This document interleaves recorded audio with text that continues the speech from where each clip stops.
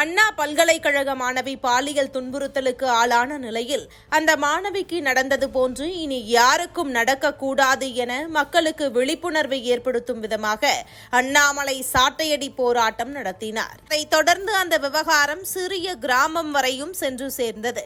இந்த சூழலில் இந்த விவகாரம் குறித்து அண்ணாமலை வீடியோ ஒன்றை சற்று முன் வெளியிட்டிருக்கிறார். அதில் தமிழக சகோதரிகள் தொடர்ந்து பாலியல் துன்புறுத்தலுக்கு ஆளாகிக் கொண்டிருப்பதை கண்டும் காணாமலும் குற்றவாளிகளை பாதுகாக்கும் நோக்கிலும் செயல்படும் திமுக அரசை கண்டித்து கண்களை கட்டிக்கொண்டு போராடும் கவன ஈர்ப்பு போராட்டம் நடத்திய பாஜக மகளிரணி சகோதரிகளுக்கு பாராட்டுக்களை தெரிவித்துக் கொள்கிறேன்.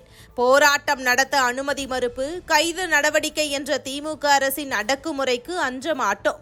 அண்ணா பல்கலைக்கழக மாணவிக்கு நியாயம் கிடைக்க வேண்டும் என்பதற்காகவும் நமது பெண் குழந்தைகளின் பாதுகாப்பை உறுதி செய்வதற்காகவும் பாஜக தொடர்ந்து குரல் கொடுக்கும் என குறிப்பிட்ட அவர் வீடியோ ஒன்றையும் அதில் இணைத்திருக்கிறார். இதோ அந்த வீடியோ எங்கள் மக்களாகிய உங்கள் பார்வைக்கு.